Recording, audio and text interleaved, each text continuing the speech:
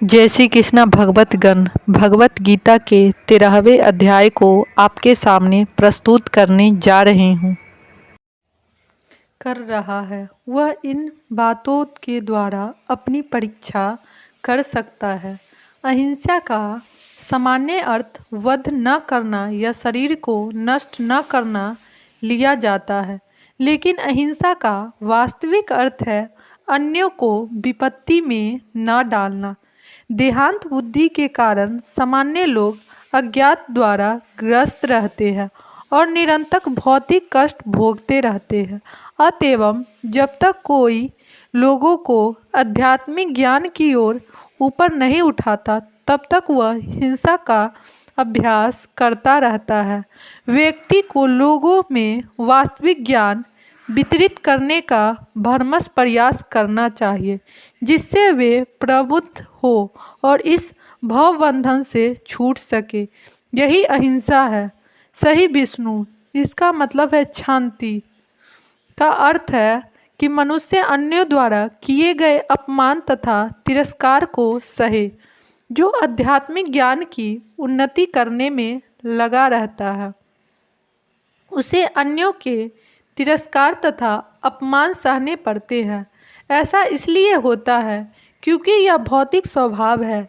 यहाँ तक कि बालक प्रहलाद को भी, जो 5 वर्ष के थे और जो आध्यात्मिक ज्ञान के अनुशीलन में लगे थे, संकट का सामना करना पड़ा था। जब तक उनका पिता उनकी भक्ति का विरोधी बन गया।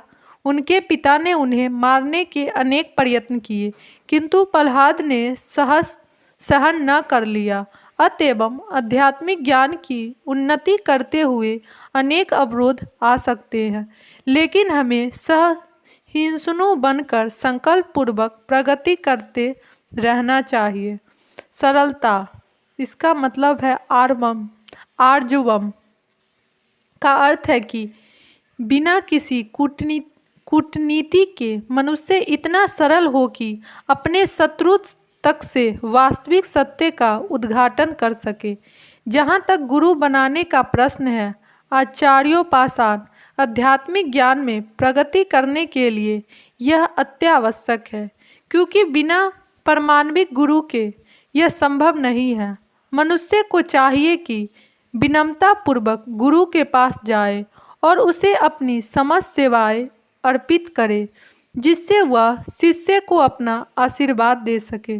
चूँकि परमाणविक गुरु कृष्ण का प्रतिनिधित्व होता है, अतएव यदि वह शिष्य को आशीर्वाद देता है तो शिष्य तुरंत ही प्रगति करने लगता है, भले ही वह विधि विधानों का पालन न करता रहा हो, अथवा जो बिना किसी स्वार्थ से अपनी गुरु की सेवा करता है, उसके लिए सारे यम नियम सरल बन जाते हैं।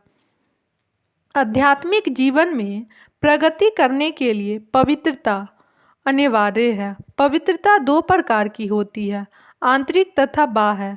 बाह्य पवित्रता का अर्थ है कि स्नान करना, लेकिन आंतरिक पवित्रता के लिए निरंतर कृष्ण का चिंतन तथा हरे कृष्ण मंत्र का कीर्तन करना होता है।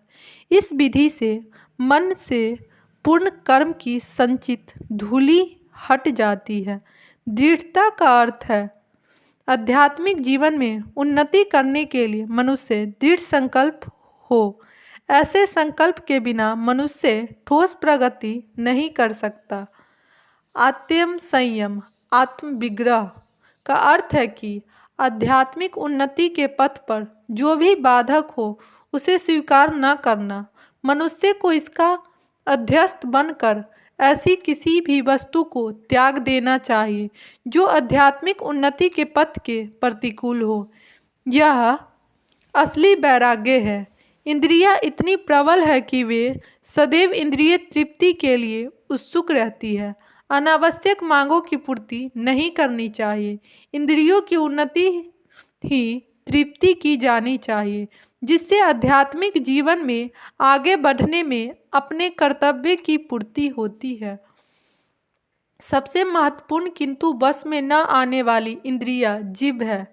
यह जीभ पर संयम कर लिया गया तो समझो अन्य सारी इंद्रियां वशीभूत हो गई।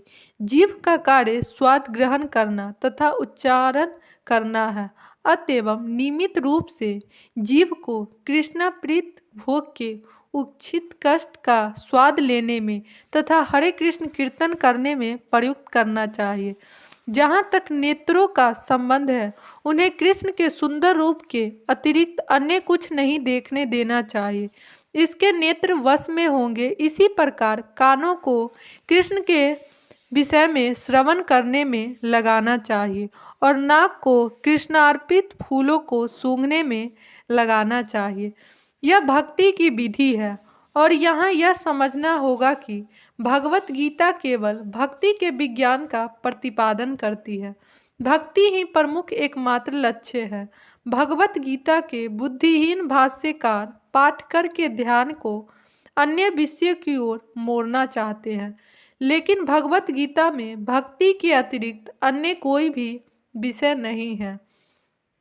मिथ्या अहंकार का अर्थ है इस शरीर को आत्मा मानना। जब कोई यह जानता है कि वह शरीर नहीं अपितु आत्मा है, तो वह वास्तविक अहंकार को प्राप्त होता है। अहंकार तो रहता ही है, मिथ्या अहंकार की भर्त्सना की जाती है, वास्तविक अहंकार की नहीं। वैदिक साहित्य में बृहदारण्य उपनिषद में कहा गया है, अह ब्रह्मास्ति, मैं ब्रह्म हूँ, मैं आत्मा हूँ, मैं ही आत्मा भाव है और यह आत्म साक्षात्कार की मुक्त अवस्था में भी पाया जाता है। मैं हूँ का भाव ही अहंकार है, लेकिन जब मैं हूँ भाव को मिथ्या शरीर के लिए प्रयुक्त किया जाता है तो वह मिथ्या अहंकार होता है। जब इस आत्मभाव स्वरूप को वास्तविक के लिए प्रयुक्त किया जाता है तो वह वास्तविक अहंकार होता है। ऐसे कुछ दार्शनिक है जो यह कहते हैं कि हमें अपना अहंकार त्यागना चाहिए, लेकिन हम अपने अहंकार को त्यागे कैसे, क्योंकि अहंकार का अर्थ है स्वरूप, लेकिन हमें मिथ्या देहांत बुद्धि का त्याग करना ही होगा। जन्म, मृत्यु, जरा तथा व्याधि को स्वीकार करने के कष्ट को समझना चाहिए। वैदिक ग्रंथों में जन्म के अनेक वृत्तांत हैं। श्री भागवत में जन्म के पूर्व की स्थिति, माता के गर्भ में बालक के निवास, उसके कष्ट का आदि का सजीवन वर्णन हुआ है। यह भली भांति समझ लेना चाहिए कि जन्म बहुत कष्टपूर्ण है। चूँकि हम यह भूल जाते हैं कि माता के गर्भ में हमें कितना कष्ट मिला है।